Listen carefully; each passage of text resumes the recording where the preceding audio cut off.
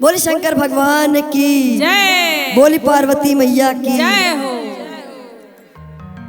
आई एगो बहुत सुंदर कथा बा।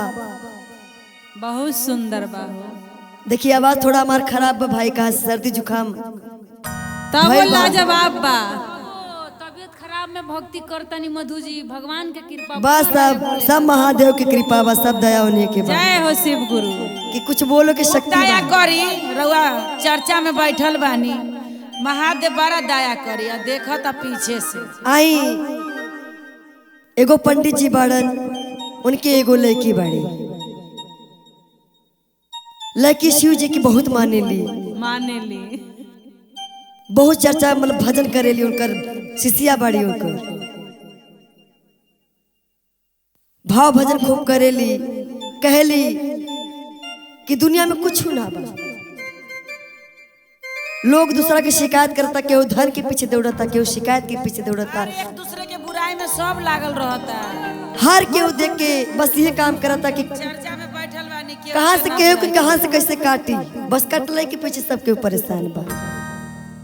लेकिन उस शिष्या के बस एगो विचार बा कि दुनिया में भाव भजन से बढ़िया कुछ नहीं की। कुछ लोग ये सोचत आंख बंडी बगाए। पंडित जी एकदम गरीब रहलन, लेकिन बेटी एकदम भाव भक्ति में दिन रात चूरत, दिन भर एकदम भजन करे शिव जी के। अपन जहाँ उठे बैठे शिव जी के फोटो लेके सूते बैठे, बस उन्हीं के भजन करे। जय हो शिव गुरु।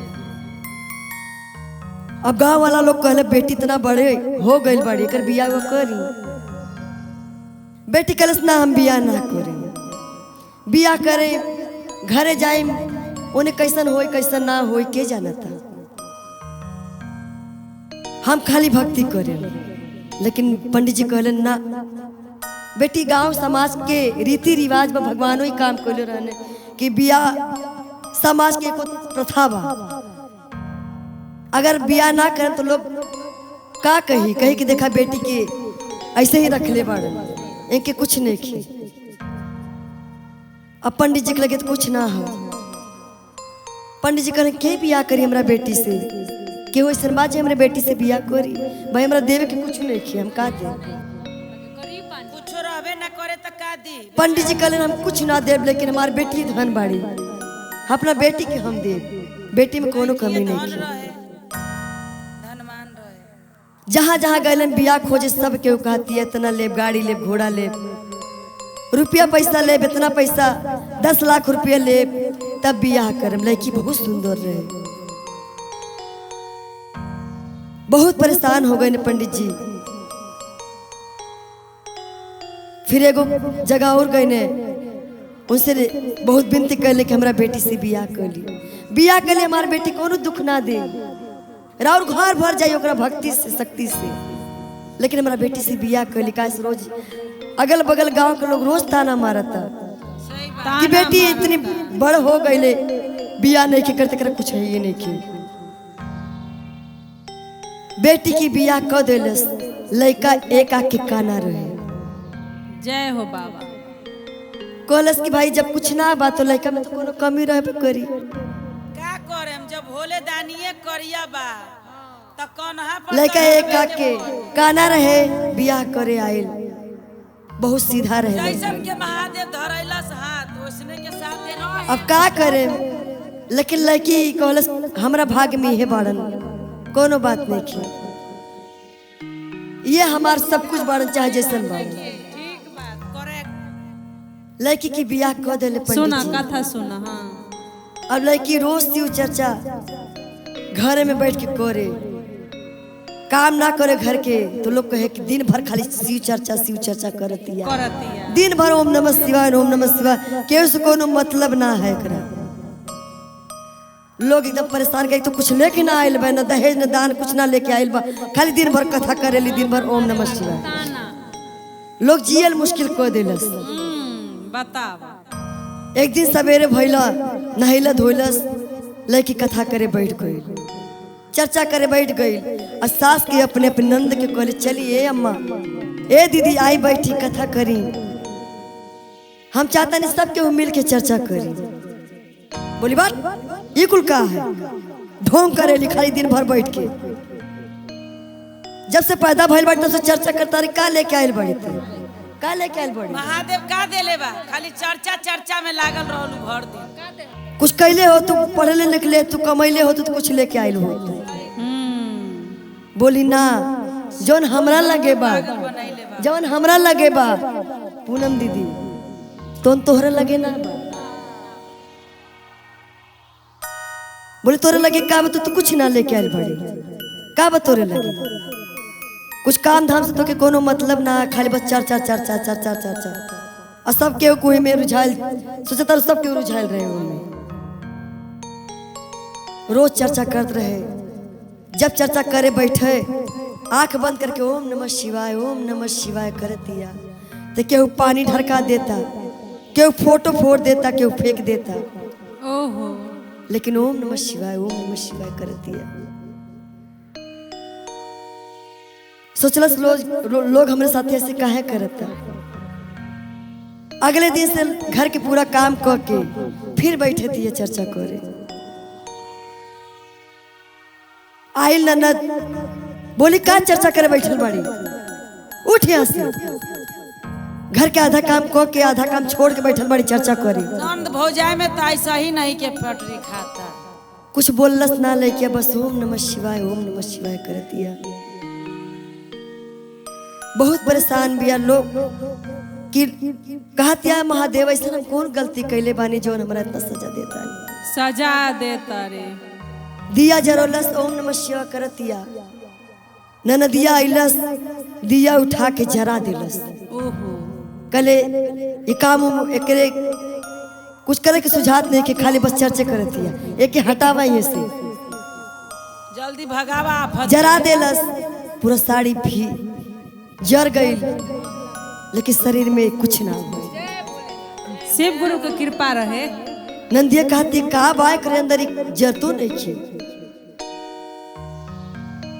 का करे एकरे साथे कि बवाल हटस से एने से नंदी कही का करी कि बवाल हटस रोज दिन भर शिव चर्चा करती है का मिलता है एकरा एकरा आदमी तो ऐसा नहीं कि कुछ काम जोन मिलता उ तो उ लड़की जाने जे हमरा अब रोज ओकरा के महादेव सास ननद ससुर सब के रोज मिलके मारे ओकरा कहलस जो अपने नैहर से आ तो के चाचा तबे करे दे जब ते नैहर से कुछ दान दहेज लेके बीतो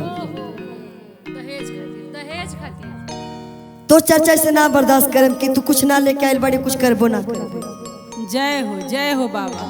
सब के घर से निकाल देलस पूरा शरीर जल गल रहे पूरा बाल उल जल गल रहे निकाल देलस घरे से ओकरा गइलस ओम नमः शिवाय कर नैहरे गइलस।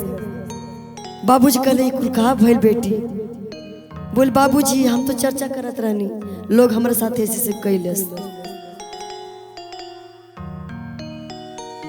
आइलस फिर वह बोली बेटी कोनो बात ना हमरे लगे आज कुछ रहता आज दिन ना देख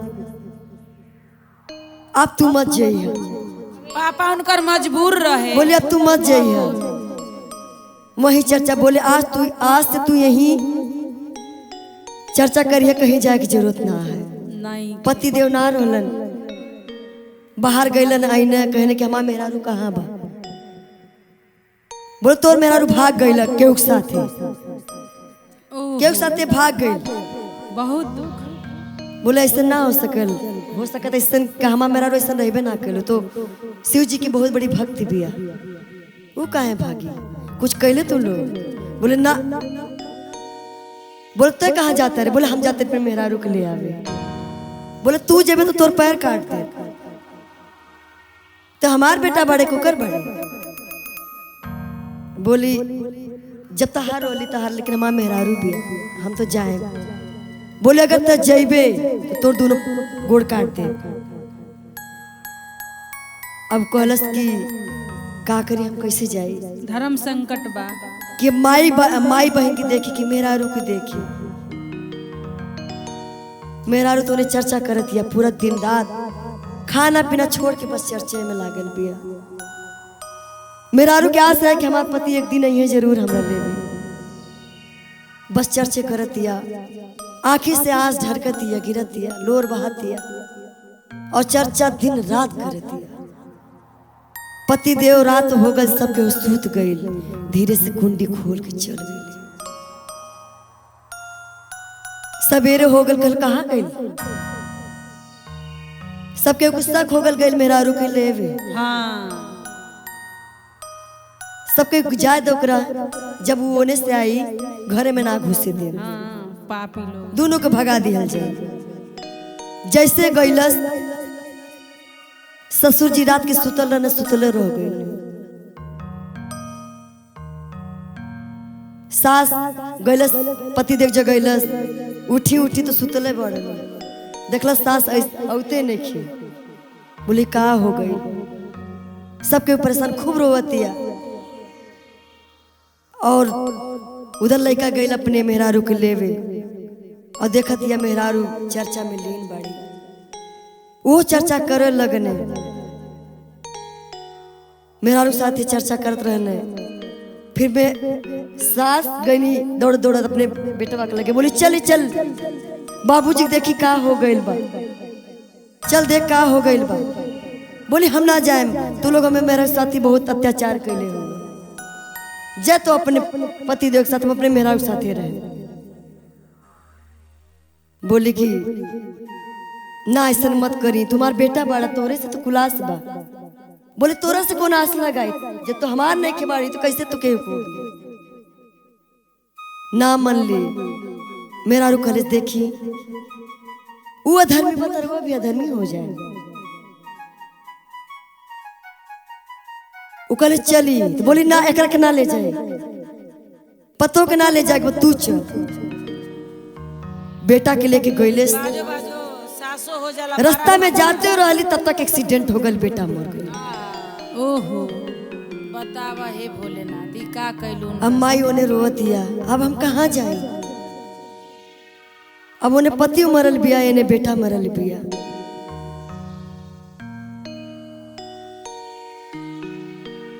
रोवतिया माई, बेटा के अंदर से आवाज आवता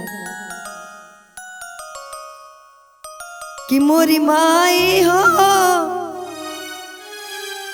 कि मोरी माई हो, केहू के न सुन लू विपतिया। केहू के न सुनलू विपतिया। मोर माई हो, केहू के न सुन लू विपतिया। माई हो, केहू के न सुनलू विपतिया। चर्चा तू सुनलू, भक्ति तू देखलू, चर्चा तू सुनलू, भगति तू देखलू। मोरी माई हो, देखलू न अपनों किस्मतिया। मोरी माई हो, देखलू न अपनों की समतिया। मोरी माई हो, देखलू न अपनों किस्मतिया। माई हो, देखलू न अपनों की समतिया।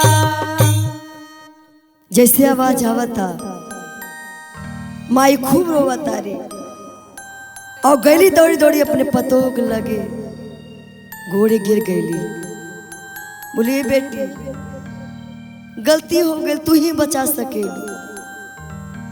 बोली हम का करें, हम तो ये कहत रहने की आई चर्चा करी, सब कुछ इन्हीं की चरण शरण में बा। महान बारी हो। बोली देखी माई, हमरा लगे कुछ ना रहे, हमरा तो बहुत विश्वास बा शिव गुरु। हमरा तो खाली बस हमार धन दौलत हमार महादेव बाड़े। बोली आई चर्चा करी, चर्चा कैली, साथ में बैठ के भजन कैली। देखा तारी उन्हें बेटा पति देव उठ के आ गए, जय हो शिव गुरु। और सबके मिल के साथे चर्चा करे लागल।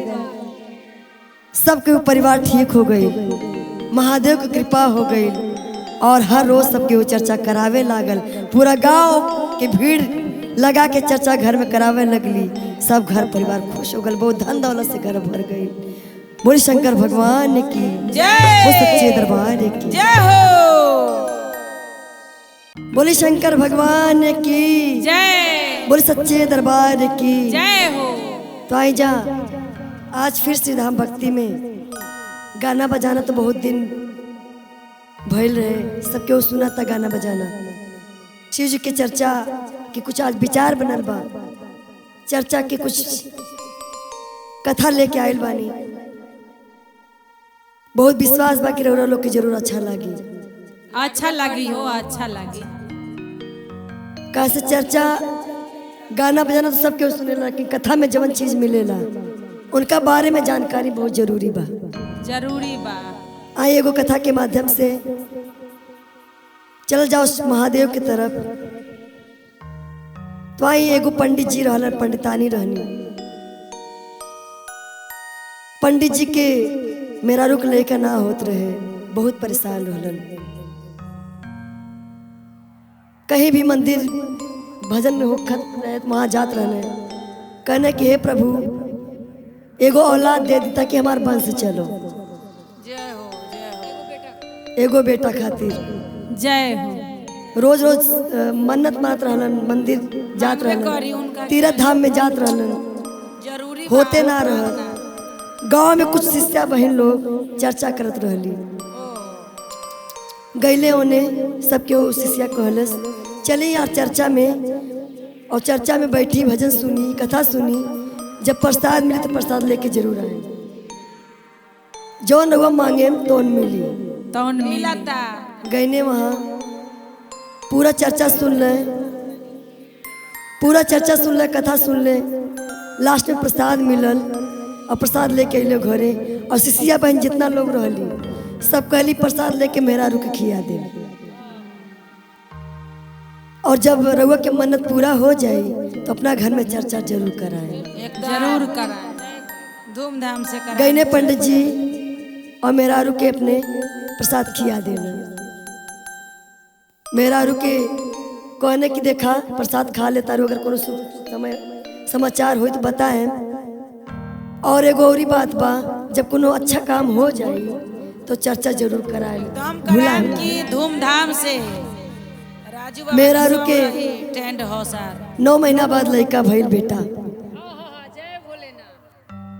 लड़का भइल, बहुत खुशी भइल, बहुत खुशी भइल। बढ़िया पार्टी कइलन, पूरा गांव घर समाज के खियौलन, जय हो शिव। भव्य पार्टी कइलन। घर में उजियाला आ गए। ऐसे कैला के बाद 1 लड़का, 2 लड़का, 3 लड़का,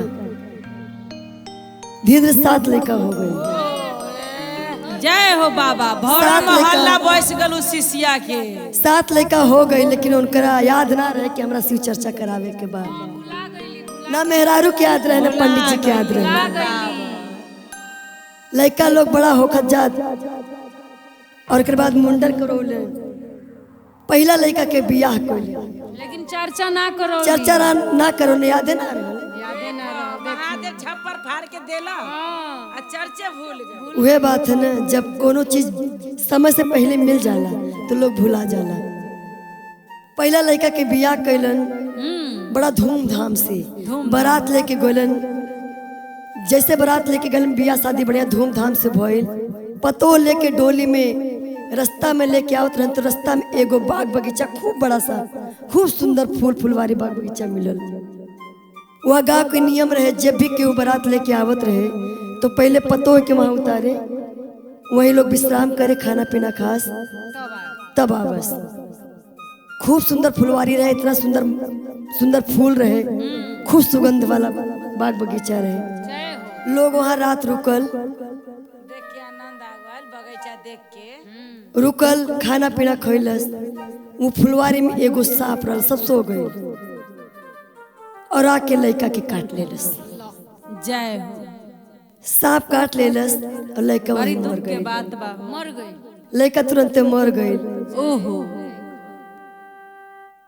सबके रोलस खूब, कलश के ये ऐसा कौन जगह, ऐसा कौन चीज बा है जो ऐसा हो गई। कोनो गलती तो नहीं क्यों भइल। पिताजी कहलन ऐसे कोनो गलती ना भइल। एक बाद मेहरारू रोलस गोलस, सब चल गए, लड़की चल गए अपने घरे। बारात आ गए घर पे। फिर उ लड़का के जहाँ खत्म भइल वहीं गाड़ दिलस। फुलवारी में जय भोले। जय हो। वही फुलवारी में गाड़ के सब लोग घर चल गए।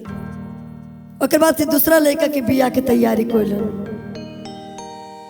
दूसरा लड़का के जब बिया के तैयारी करन फिर वैसे बारात लेके गइलन और पतो लेके फिर सब कहे अगर एने ना रुके तो शुभ ना हुई। ये बगीचा में रुके तो जरूर बा, फिर रुकल। लेकिन जहाँ पहला वाला लड़का के रोकले रहने उ जगह थोड़ा सा छोड़ के दूसरी जगह रोकले बारात।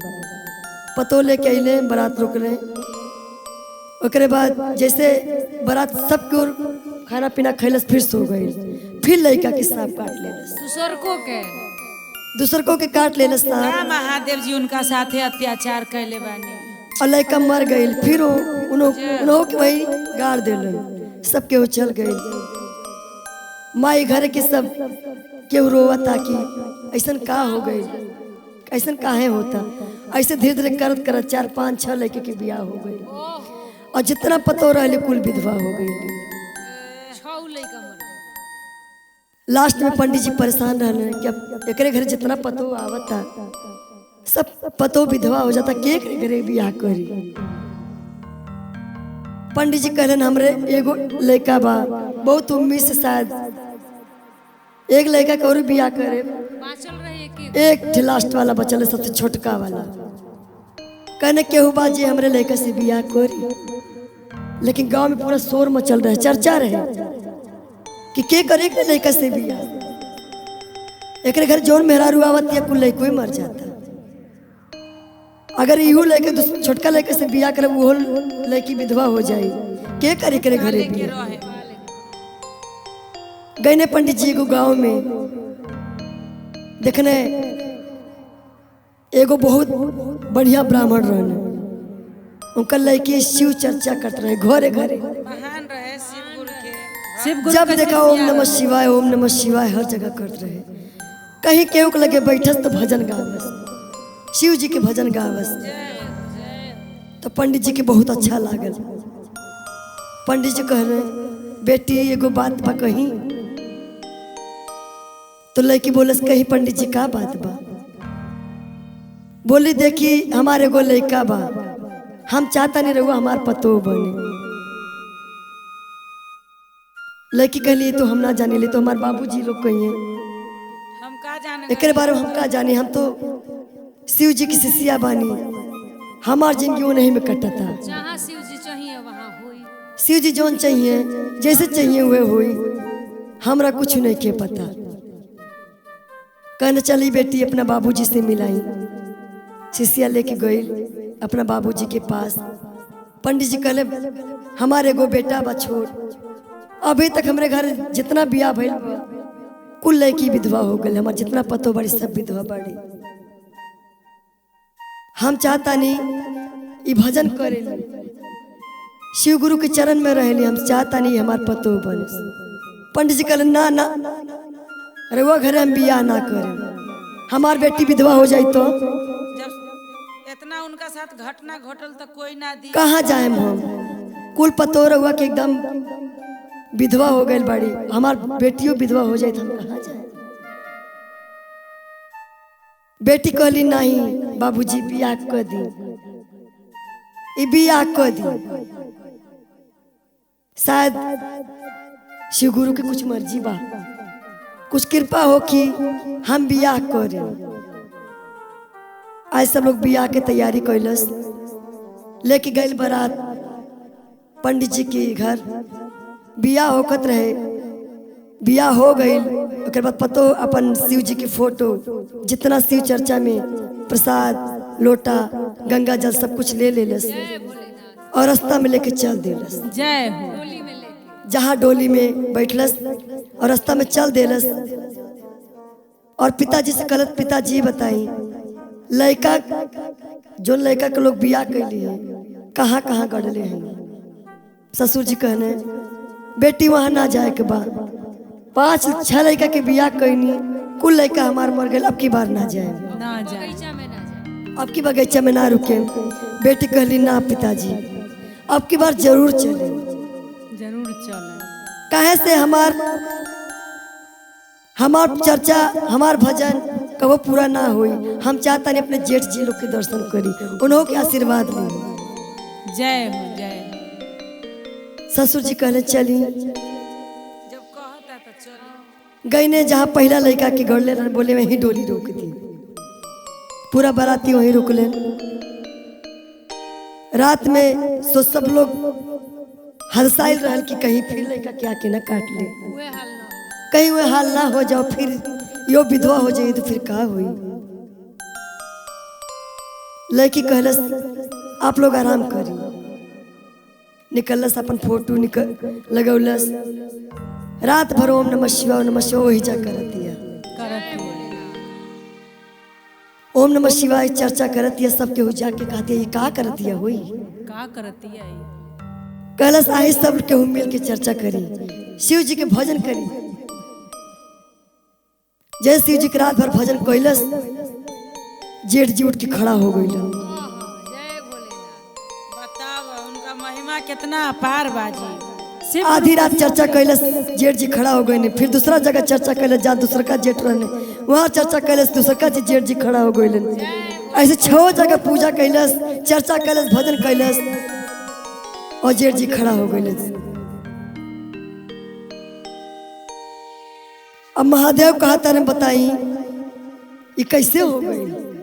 एक तो चर्चे यादे ना रहल, ये ठीक ना भई।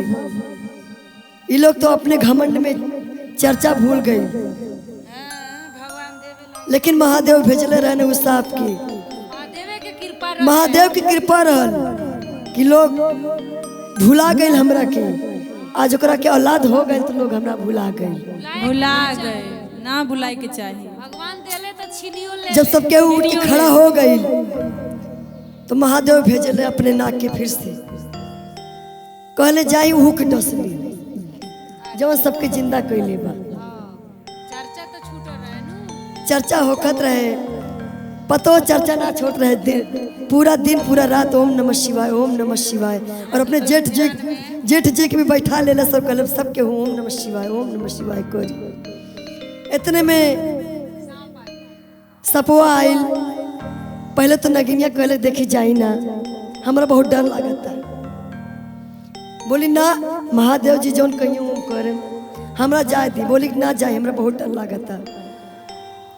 ऐसा लागत जैसे कोनो अनहोनी होके वाला बा।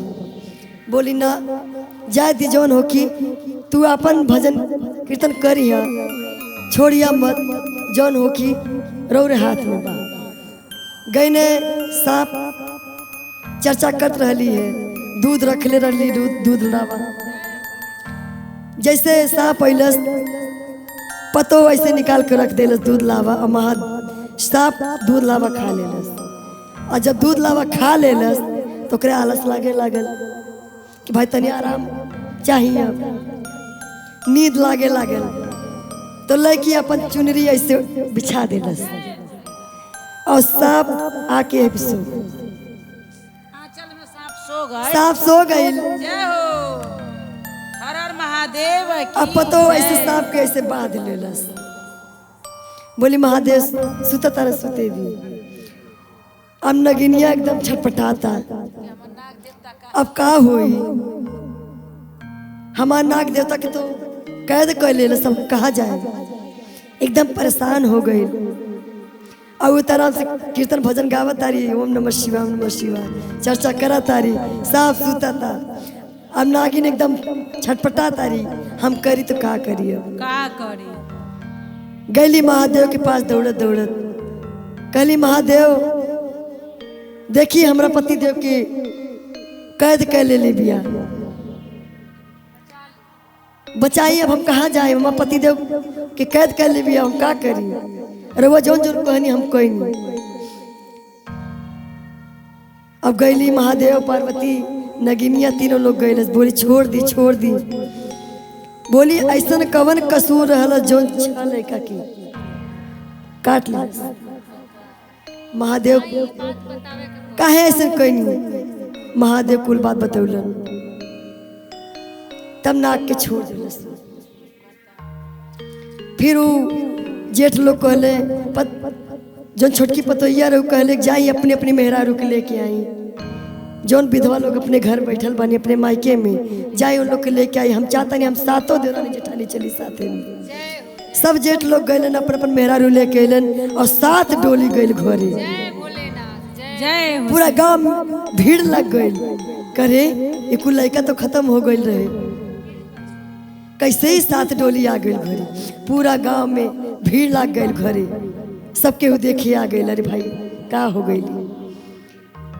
ऐनी पहली सास अपने बड़की पतोह के आरती उतरलस परिछलस और छोटकी कहती है ना हमार आरती ना उतारती, पहले बड़की दीदी की आरती उतारी, इनके घर में ले जाई। उसके बाद सास बड़की पतो छोटकी पतो सब कर ऐसे से आरती उतरल।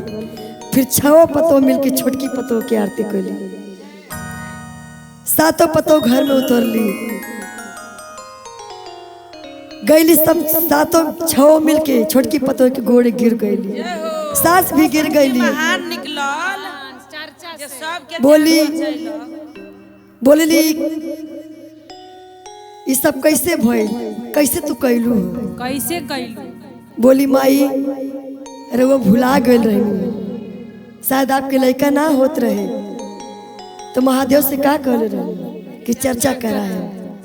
अरे वो चर्चा करेला भूल गए रही। हम चाहता नहीं एक बार पूरा गांव के बुला के चर्चा कराई, भजन कराई और पूरा गांव के बुला के बड़ा धूमधाम से चर्चा कैली। और 7 बेटवा उनका गोदी में आ गए। यही से कोनो काम जब अच्छा होके वाला रहे ना भइल रहे, महादेव पूरा करे तो कोनो चीज ना भूली। ना भूले के बोले शंकर भगवान की जय, वो सच्चे दरबार की जय हो। बोले शंकर भगवान की जय, बोले पार्वती मैया की जय हो। आई एगो बहुत सुंदर कथा लेके आयल बनी और श्रीधाम चैनल के माध्यम से जे जितना श्रोता लोग सुनता हाँ रो चर्चा में जरूर भाग ली, चर्चा जरूर सुनी, चर्चा जरूर सुनी। शिव जी की कृपा जरूर होगी, जरूर होगी।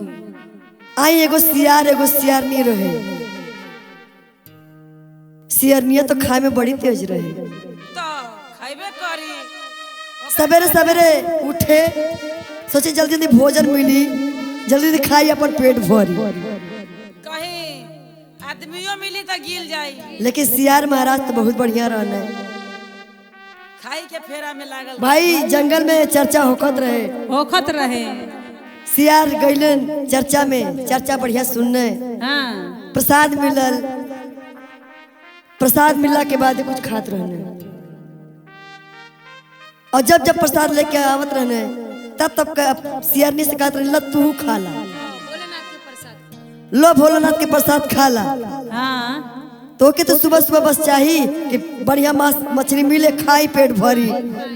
दुनिया के मेहरारू तो पूजा पाठ करे खाली ली खाही में लागल रहे काम भाई। धाम दुनिया में के मेहरारू तो पूजा पाठ करे ली तो पति देव के उन्नति होखेला। हाँ सही लेकिन बात। सवेरे सवेरे उठेली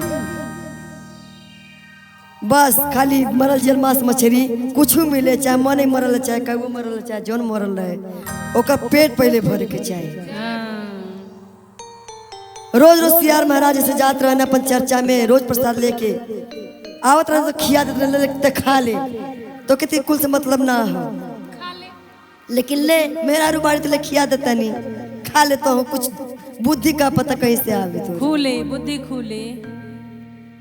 लेकिन तू खैले में तेज रह प्रसाद वो खाए। एक दिन कहलस रोज रोज जाए का होला हम चली। अब सियार एकदम तो खुश हो गई, अरे चल आज तो बुद्धि खुलल, आज तो कहा के चल। प्रसाद के असर भइल। गईलस वहाँ चर्चा होत रहे, हाँ। कथा होत रहे, होत रहे। और ओकर भूख लाग गई। अब सियारिया के भूख लाग गई। हाँ। अब कहते हैं जी कब खत्म हो, चली ना चली ना, ओकरा कुछ खाना दिन पर खाए के दिया। प्रसादवा दिन खाए के। चुप बनी रहा पूजा पर मन बा भूजा पर। हाँ। सियार कहते चुप रहा, बिना कथा पूरा हो जब तक समाप्त ना हो जाए तब तक ना मिली कुछ। बोली चली ना जल्दी, भूख लागल बहुत तेज। एकदम परेशान बिया, खोद खोद के एकदम परेशान कर देले बिया सियार के सियार खूब के। खोदियावत रहे। खाए खातिर हाँ। जैसे कथा समाप्त भइल 4 बज गई, बोलो चल चल खाओ। पहले गैलस नदी किनारे एगो खूब सुंदर लाश रखल रहे। सुंदर नारी ना इतनी सुंदर मेहरारू रहे कि देखले के बाद ऐसे चमकत रहे, इतनी सुंदर मेहरारू रहे, सुला सुतल रहे। सोलहो सियार सिंगार बोलस कि जा खा ले। जब से बैठल बड़ी तब से बस खाए खाए खाए जब गैलस तो इतना सुंदर मेहरारू एकदम 16 श्रृंगार से सजल ऐसे लेटल रहे, मरल रहे। हाँ गैलस जैसे गोड़ पकड़े गैलस तो गंधात रहे। बसात बिया बोले के खाइए करा, लागत कोनो अच्छा काम कबो कैलस नहीं ना, धर्म के काम कबो न कैलस। ई देखई में इतना सुंदर गोड़ लागत है, तो गंधात है। गैलस हाथे को लगे, हाथ लगे, हाथ गैलस तो अजीबे से में कीड़ा मकोड़ा निकलता। कहती है तो देखही में सुंदर शीशा जैसे चमकतिया। ई लागत कोनो अच्छा काम धर्म के काम नहीं के कले, कबो कुछ नहीं के कैलस के देह में कुछ अच्छा हो खोस का खाई। फिर गैलस मुँह के लगे तो मुंह तो देखला में बड़ा सुंदर, खाते जैसे माटी भस भस दिखाते। कहलस लागत कुछ कैल ही नहीं खे अपनी जिंदगी में, कबो न। हाथ गोड़ मुंह कुल पकड़लस के कुछ ना निक लागल, कुछ भइल ही नहीं खे, छोड़ के चल गई। बोली का खाई, ई देखई में खाली शीशा नियन चमकती है, एकरा में कुछ नहीं खे, खाली ऊपर ही से शीशा नियन लागत है, कुछ नहीं खे, अंदर तो एकदम बेकार बा। का खाई, कुछ देर सोचलस सियरनिया, शिव गुरु के महिमा रहे, महिमा सियरनिया सोचलस कि ऐसे हम रही नियन कैले होई। सही बात बा।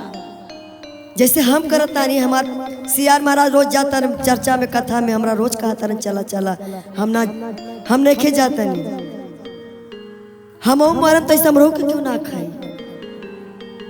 वही दिन से सियार महाराज साथे कथा में जाए लगल, कथा करे लागल, चर्चा करे लागल, और शिव जी में अपन मन लगा ले।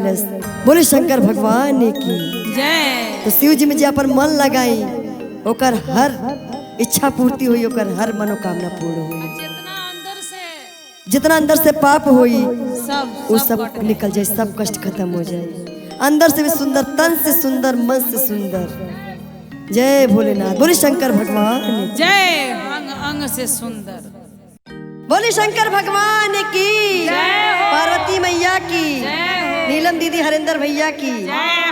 आई पूनम दीदी, गुरुजी की डमरू बेजोड़ बाजता, जय हो जय हो। पूरा नगर में हल्ला मचौले बा, हल्ला मच गइल बा, सब देव लोग से आइल बा गुरुजी की डमरू सुन के। सब शिष्या, कविता बहिन, प्रियंका बहिन, पूनम बहिन, सब लोग आ गए। और देखी सब बहिन आइल बा। और कैसे कहा था, कैसे खुशबू बहन भी आ गई, खुशबू बहन भी आइल बड़ी, और कहे कि कैसे कैसे कि बाजे डमरू बेजोड़, बाजे डमरू बेजोड़, अरे शिव गुरु के नगरिया में। जय हो। और सभी डमरू की धुन सुन के सभी के नाचे के गावे के, और कहे के कैसे कि बाजे डमरू बेजोड़, बाजे डमरू बेजोड़, शिव गुरु के नगरिया में। बाजे डमरू बेजोड़, बाजे डमरू बेजोड़, शिव गुरु के नगरिया में। बाजे डमरू बेजोड़, बाजे डमरू बेजोड़, शिव गुरु के नगरिया में। बाजे डमरू बेजोड़, बाजे डमरू बेजोड़, भोले बाबा के नगरिया में। डमरू बेजोड़, बाजे डमरू बेजोड़, शिव गुरु के नगरिया में। और शिव गुरु के नगरिया